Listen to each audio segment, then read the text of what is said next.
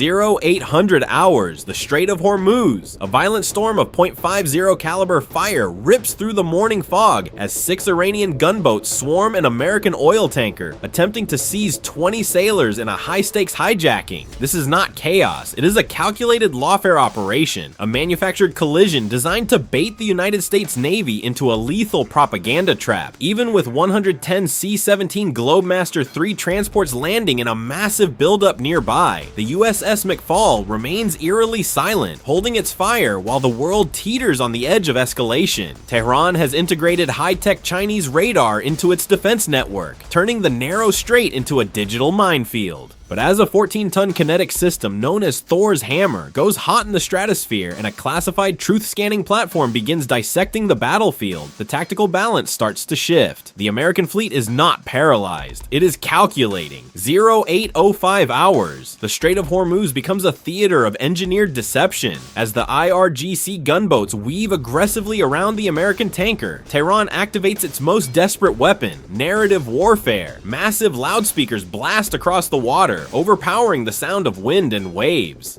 Stop your vessel. You have caused a collision that killed 5 Iranian citizens. The accusation is precise and rehearsed. The objective is clear. Frame the United States Navy as international criminals before a global audience. Washington responds with chilling silence. No argument, no broadcast rebuttal. The Navy communicates through logistics and positioning. At strategic hubs nearby, 110 C-17 Globemaster III aircraft land in relentless mechanical rhythm. The buildup is visible, deliberate, unmistakable. Why stage this confrontation under the shadow of such overwhelming force? Intercepted intelligence reveals that the IRGC has used civilian Boeing 747 cargo aircraft to smuggle advanced phased array radar systems from China. They believe these systems provide a digital ghost shield, enabling them to manufacture a crisis inside what they assume is a NATO blind spot. 0812 hours. Without a single warning over open radio frequencies, the 6 Iranian gunboats open fire, raking the side of the American tanker with .50 caliber machine gun bursts. The intention is not to sink the vessel, it is to create noise, panic, and confusion. The metallic shriek of bullets striking steel forces the merchant crew into hardened safe rooms. Amid the chaos, elite IRGC commandos prepare to board. Tehran assumes the darkness, sea spray, and confusion are tactical allies. They are wrong. High above the fog layer, an MQ-9 Reaper drone is already on station. It is not merely observing. Its multispectral targeting system conducts a comprehensive thermal scan of the engagement zone. Through infrared optics, the gunboats are not silhouettes. They are blazing heat signatures against a -30-degree sea surface. Every engine block, every exhaust plume, every human body radiates clearly. Inside the USS McFall's Combat Information Center, analysts are not peering through a narrow sensor feed. They are operating within a fully integrated battle space picture. Radar returns, infrared imaging, satellite overlays, and electronic intelligence converge into a unified operational map. The central dilemma remains brutal. The tanker is effectively a floating bomb. A single stray tracer, one defensive burst from the destroyer's 20mm close-in weapon system, could ignite a catastrophic fuel explosion. 90% of the visible horizon could transform into a rolling inferno. The United States Navy cannot apply blunt force without triggering the ecological disaster Tehran is hoping to exploit. The solution is not kinetic, it is psychological dominance delivered with surgical precision. The Reaper pilot does not launch a Hellfire missile. Instead, he activates the laser designator. On the bridge of the lead Iranian gunboat, the commander notices a single, unwavering red dot resting at the center of his chest. It does not flicker, it does not shake, it is steady. In modern naval warfare, that dot is not a warning shot, it is a declaration. It signals that the target is fully acquired. It communicates that range, wind, thermal distortion, and movement have all been calculated. It tells every individual on that vessel a single terrifying truth: their survival is dependent on restraint. The message requires no radio transmission, no shouted threat, no missile launch. We see you. We have your exact coordinates. We can end this in seconds. Moments earlier, the IRGC sailors were shouting in triumph, confident in their manufactured spectacle. Now they stand frozen, caught between propaganda and annihilation. The gunfire falters. Engines hesitate. The psychological initiative has shifted completely. completely. The American fleet was never silent out of weakness. It was silent because it understood the battlefield extended beyond steel and ammunition. In that narrow corridor of water, dominance was achieved not by pulling a trigger, but by proving that it could be pulled at any time. They clutched their .50 caliber rifles against a digital god of war that is already outlining their funerals in high-definition red. The True Scanner has exposed the hunters, and for the first time in the engagement, the hyenas understand they are not apex predators in these waters. They are targets, waiting for a software update to reach full completion. 0820 hours. While Tehran's state media pushes its propaganda machine to maximum output, claiming a catastrophic American collision, a different kind of auditor descends from the sky. The P-8 Poseidon, NATO's premier maritime surveillance and reconnaissance aircraft, arrives on station. Moscow and Tehran assume that if they flood international emergency frequencies with accusations, they can generate a digital fog of misinformation that will take weeks to dismantle. Their assumption is flawed. The Poseidon does not merely record video, it conducts a high-altitude forensic audit of the maritime battle space. The crew deploys a wide network of SSQ-53 sonobuoys, transforming the strait into a controlled acoustic laboratory. These devices are not simple microphones. They are highly sensitive underwater sensors capable of detecting metal-on-metal impact signatures from significant distances. If a collision had occurred, the ocean would have registered a sharp acoustic spike, an unmistakable mechanical scream traveling through water that no electronic jammer could suppress. The analysis produces a devastating result for the IRGC. The Poseidon's processors filter through wave turbulence and ambient noise.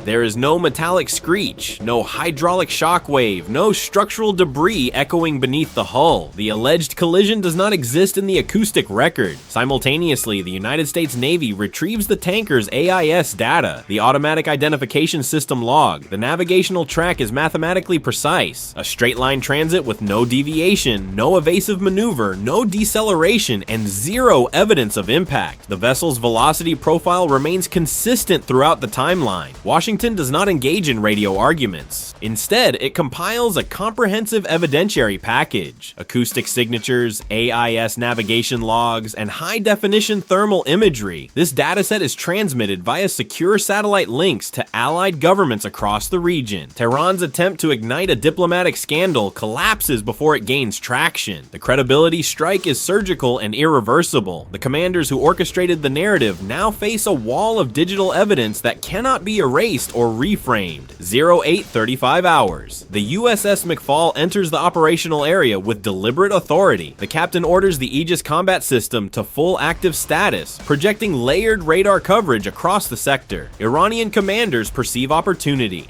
If they can provoke the American destroyer into firing first, they believe they can reclaim the political narrative. The IRGC gunboats initiate aggressive close proximity maneuvers, crossing the McFall's bow at point-blank range in high-speed arcs. The intent is clear: force a kinetic response. The McFall does not respond with gunfire, it responds with physics. The captain activates the long-range acoustic device. A concentrated beam of high-frequency sound exceeding 150 decibels projects toward the approaching craft. Inside the Iranian cockpits, the effect is immediate and overwhelming. The sensation is comparable to standing beside a jet engine at full thrust. Crews experience disorientation, nausea, and vertigo.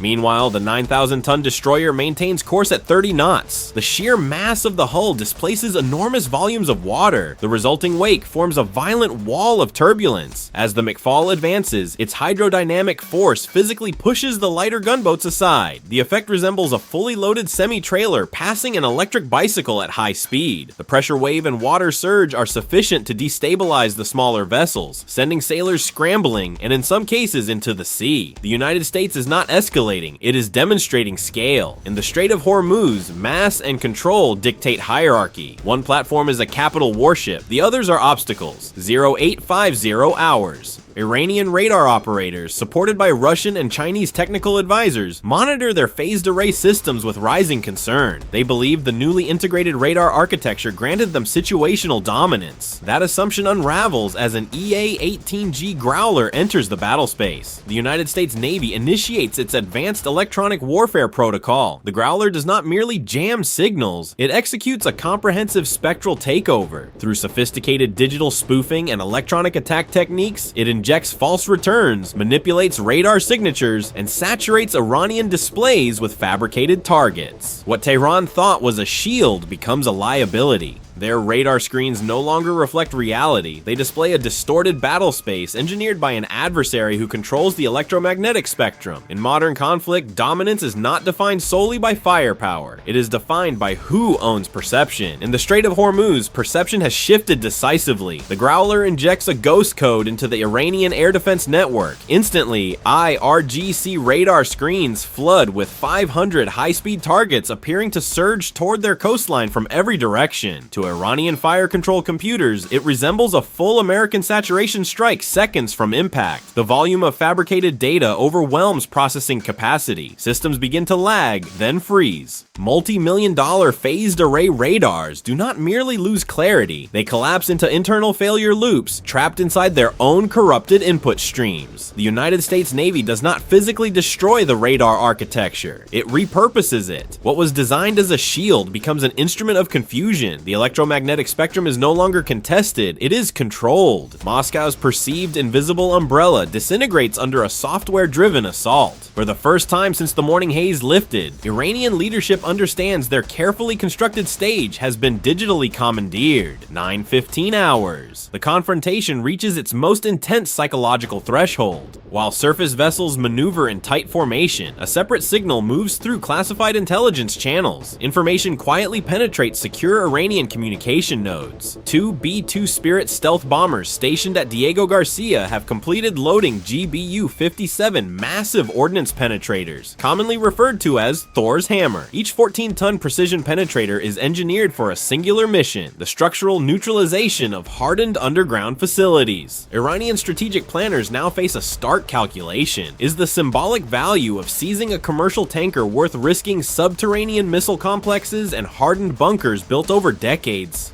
The message transmitted from Washington is concise and cold. Every reinforced entrance to critical missile infrastructure has been identified, and escalation will invite irreversible consequences. The psychological impact is immediate. 14 tons of hardened steel, guided with extreme precision, represent not rhetoric but capability. The weight of that knowledge alters decision-making inside the command center more effectively than any broadcast threat. 09:45 hours. The Strait of Hormuz confrontation approaches its final act, faced with indisputable digital evidence and the looming implication of strategic escalation. The 6 Iranian gunboats abruptly disengage. Without radio coordination, they reverse course and accelerate.